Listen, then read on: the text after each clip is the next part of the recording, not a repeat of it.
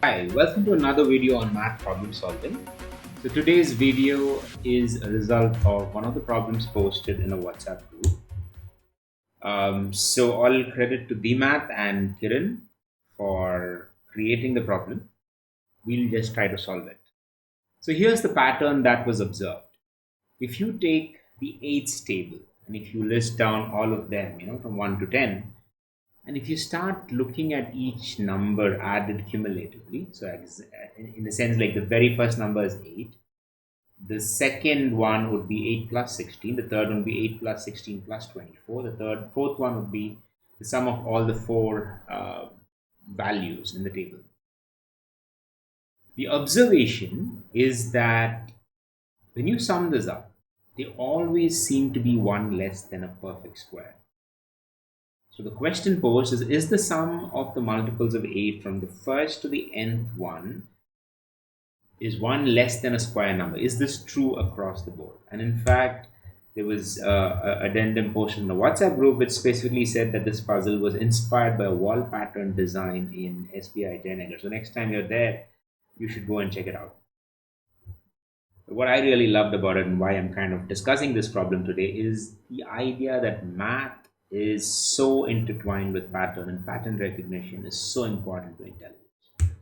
So let's get started. So let's list down what has been written, but in a table form, the way we always do. The very first number is 8, the value is 8, and it is expressed as 9 minus 1. The second number is 8 plus 16, the value is 24, expressed as 25 minus 1. The third one and the fourth one listed in the same way. Now, we know this has been given in the problem. Let's extend this a little bit. Let's add one more column which talks about the square. So 9 is nothing but 3 square. So I'm just going to write that as a square number.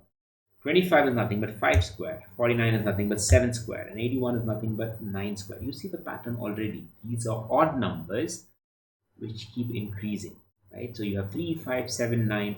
The next one most likely is going to be 11. And you can very well verify that because the fifth term there is going to be adding 40 to it. 120 is nothing but 121, which is 11 square minus 1. And you can keep going. The sixth number is 168, which is 13 square minus 1. So now the question is, what about the nth number? What about the abstract n? Keep going in this direction. What would happen to the nth number?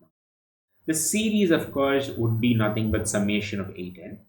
The value we don't know because it's an unknown value, it's an abstract value. We don't know how it can be expressed as well. But the square number is something we can find out. We can connect n and the square number. How? This is how we do it. So the series is going to be the summation of 8n and the square number is going to be 2n plus 1. Let's verify if we are right. For example, the fourth number is nothing but 4 times 2 plus 1, 9. The fifth number is 11. It does make sense.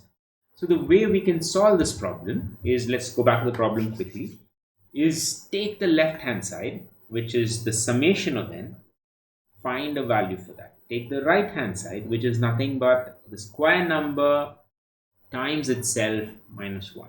If both of these terms in the abstract n are one and the same, then this means that there's an affirmative yes for this particular question. So let's start with the left hand side. We have the summation of 8n, which means it's 8 times 1 plus 8 times 2 plus 8 times 3, so on and so forth till 8 times n. 8 is the common factor, so by applying the distributive law, getting 8 out of it, you are left with 1 plus 2 plus 3 plus 4 plus n, which in itself is nothing but summation of the triangular numbers, right? So you would know that 1 plus 2 plus 3 all the way till n is nothing but n into n plus 1 divided by 2, which is nothing but 4n square plus 4n. So this is the final form that you can arrive at. Now let's take the right hand side. We know that the nth square number is going to be 2n plus 1. So we're going to square that and subtract 1. So applying the laws of algebraic a plus b whole square, you get that 2n whole square plus 1 square plus 2 times 2n minus 1, which means that's 4n square plus 1 plus 4n minus 1. The 1 cancels out. What you're left with is 4n square plus 4n, which means the left hand side is equal to the right hand side. Therefore, QED, and hence you proved. Now let's look at the question again.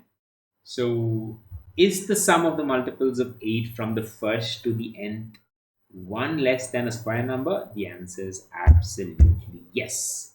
So, what can you do next? This is where the power of experimental math comes in. Try to do the same thing for the table for 6, the table for 10, the table for 4, the table for 12, and see if you find any such pattern. Discovering such patterns is what makes you experientially really good at math.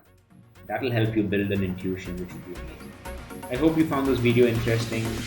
If so, I hope to see you in the next video.